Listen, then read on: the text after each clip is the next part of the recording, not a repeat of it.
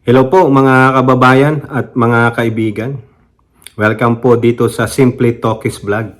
Tayo po ay magbibigay ng ating maiksing komento, opinion at reaksyon sa mga maiinit na usaping politika sa ating bansa. So, ang mga mainit dyan mga kababayan, ito pong kampo ng Duterte, no? Kasi may sinagawa po silang rally dyan. Isa po sa Liwasang Bonifacio at ganun din po sa bayan ni Duterteng Davao City. Mukhang they're trying to instigate an uprising. No? Gusto nilang antigin ang damdamin ng mamayang Pilipino na para po maibalik ang dati ninyong Pangulo na si Digong, gagawa po sila ng paraan. Yan din po ang sinasabi nung current mayor ng Davao City na si Coops Baste Duterte, no, that they will fight for it. Okay, so good luck po, no, kung talagang may sasama sa inyo, no. Sana naman mag-gather nyo yung 32 million, no, na kayo ay magsasagawa ng uprising, no. Baka may isang grupo diyan ng mga relihiyon ang sasama sa inyo. Actually, meron na diyan yung kakampi ni Kibuloy na Kojik, malamang sasama sa inyo. So ang ating pag-uusapan ay yung mga pinagsasabi ni Bongo, yung dakilang alalay, dakilang spokesperson na rin ni Digong, pero sa totoo lang, yan yung dakilang alalay ni Digong. At ganun din po, si Bato, no? Talagang sa entablado, kulang na lang kainin niya ng buong buo ang Pangulong Marcos. Pero bago po tayong magpatuloy, tayo po ay magpapasalamat sa lahat ng ating channel subscribers, followers, nagla-like at nagsishare ng ating mga videos. Special shoutout to all our OFWs, to the men and women in uniform, sa ating mga frontliners at mga guro. And may God bless us all. May God protect the Marcos administration from the forces of evil, the likes of Duterte's, their minions, and the anti-Marcoses. So mga kababayan, unahin natin yung dakilang alalay ni Digong, no, na kung saan siya po ay nagsalita diyan sa rally ng mga katulad niyang mga patay na patay at mga bulag sa mga Duterte, no. Actually, nagsinungaling pa nga siya mga kababayan. Biruin niyo isang tsekwa, nagsinungaling na naman, no. Bakit kasi, Bongo? Hindi mo na lang puntahan ang tatay Digong mo, no? Yun daw mamamayang Pilipino ay parang miss na ang tatay Digong niya. Kulang na lang, Bongo, no? Samahan mo sa kulungan si Digong.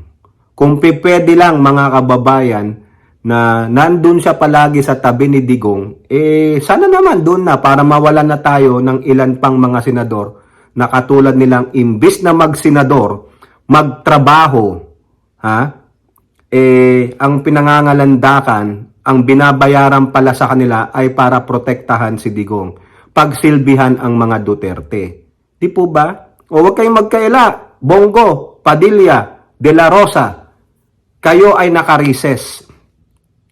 Recess lamang kayo sa session ninyo sa plenary. But it doesn't mean that you have to take a vacation. Lugi naman ang sambayan ng Pilipino. Kayo, every 3 months nagre-recess, meaning magbabakasyon. Ilang buwan kayong magbabakasyon? Biruin nyo, nagbakasyon na kayo ng February 5. Tapos mag-o-open kayo June 2nd, March, April, May. 3 months, mga kababayan. Tama po ba yon? So, ibig sabihin, 3 months wala kayong trabaho? Hindi po ganun. Sa pagkakaalam ko, correct me if I'm wrong, Senator Bongo, Senator Robin Padilla, Senator De La Rosa, na pag sinabi nyong recess kayo, wala kayong session. Pero you still have to go to work at your offices.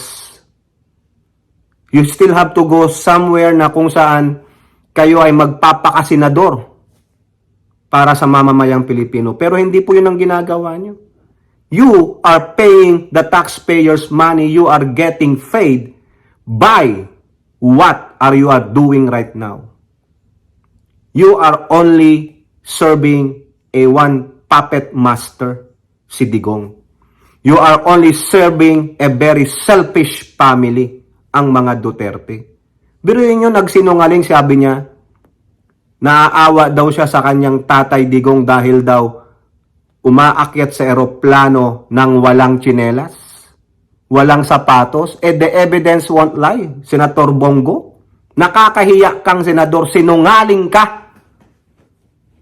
Meron pong ebidensya na ang tatay Digong mo ay hindi nakayapak. May sapatos po, ayan o, tignan nyo. Huling-huli ang kasinungalingan ng 1 inchik. Tapos iluluklok nyo ulit, i-re-electionist nyo. Hindi nga marunong yan. Hindi marunong makipagdebate sa mga bills na gusto niyang ipasa. Anong sabi niya? Wag na lang natin pagdebatihan. Ganyan ba ang senador? Ganyan ba ang senador ninyo pag may problema ang Duterte, sila ang unang nag-aasikaso? Di ba? Anong batas ang naipasa mo? Malasakit Center? Given na yun. Meron na yun sa DSWD. Meron na yun sa DOH.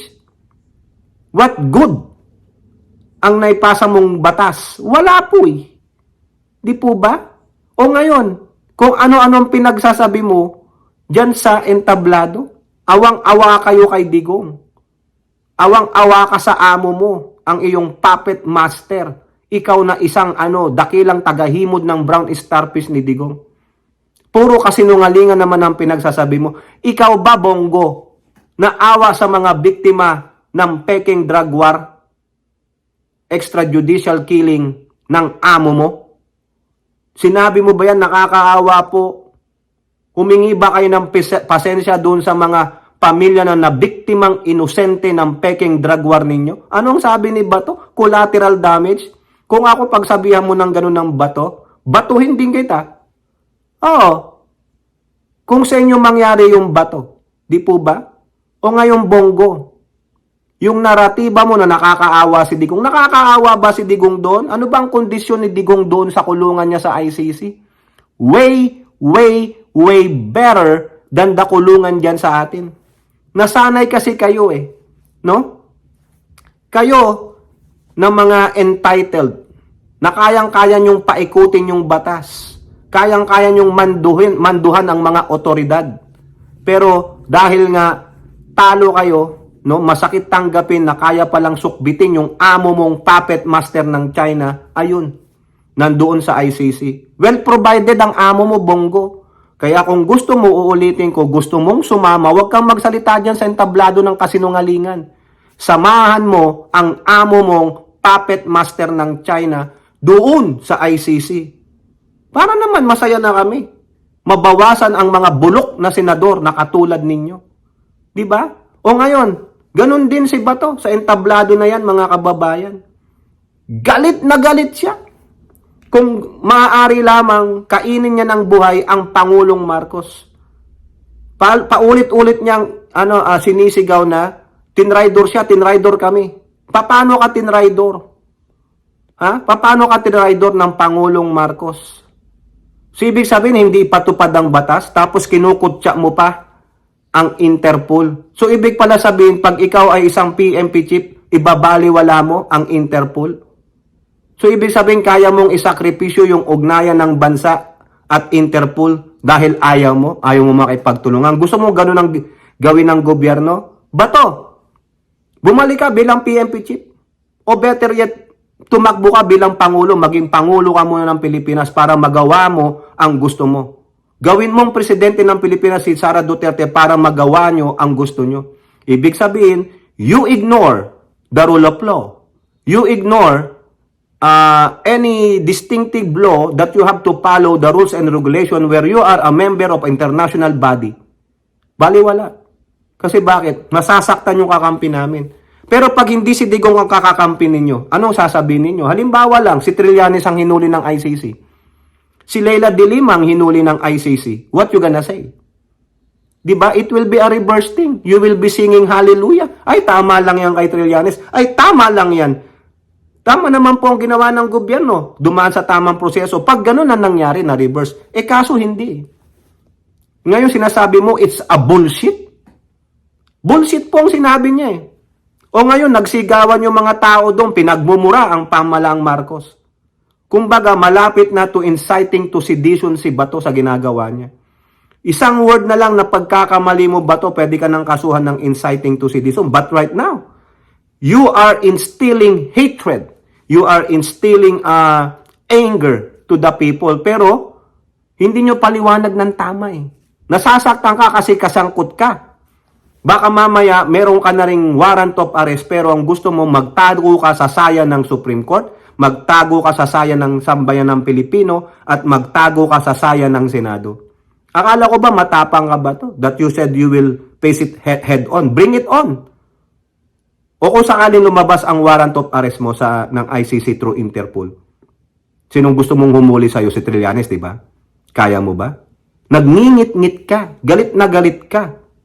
Dahil alam mo, tama ang ginawa ng gobyerno. Dahil alam mo, wala kang nagawa nung nahuli si Digong. Nasaan ka? Wala ka sa Hong Kong. Nasaan ka? Dapat, kung talagang mahal mo ang Tatay Digong mo, kung nasaan ka man na sinasabi mo, dapat gumawa ka ng paraan para kaagad makasaklolo ka sa amo mong si Digong. O ngayon, ano pa sinasabi ni Bongo? Kayo dyan, ng mga ano kay Duterte dati, nasaan na kayo? Nang hihingi kayo ng awa, naniningil na kayo ng pautang? Ganon? Na iniwang kayo? Ganon. Naniningil na ng pautang ang Tsekwa. O, si Bato, galit na galit. Kulang na lang lusubin niya ang Pangulong Marcos at pagsabihan niya o di kaya sapak-sapakin niya ang Pangulo. Lahat po ng blame ngayon nasa Pangulong Marcos. That's what they want to do. They want to instigate uprising na. Hindi po. Tama po ang ginawa ng pamalang Marcos. Fair po. No, ginastusan ng Digong, binayaran ng kanyang airfare. Mahal 'yon. Di po ba? Kasalanan ni Digong, bakit siya nandyan ngayon? Inamin niya yung pinaggagawa niya sa Senado at sa Quadcom. Tapos ngayon, angal-angal kayo. Sinabi niya, ulitin natin. Bilisan ninyo ICC. Baka mamatay na ako, hindi nyo pa ako naimbestigahan. O ngayon, ba't kayo nagngangack-ngak? Bakit kayo nagngangack-ngak? Si mismong amo nyo na ang nagsabi, tapos kayo? Alam nyo kaya nila ginagawa yan? Magbi-benefit sila mga kababayan eh. They will benefit from that. Tingnan nyo, di ba re-election ni sila? Sasalsalin nila yung issue na yan. Gagamitin na naman nila si Digong. O ayan, di na kayo naawa kay Digong. Gamit na gamit ninyo for your own sake, for your own selfish ambition. Hoy, mga gonggong. O kayo po, ano pong inyong masasabi? Comment down below. And don't forget to like and share. Hope to see you in the next videos. Bye-bye. God bless.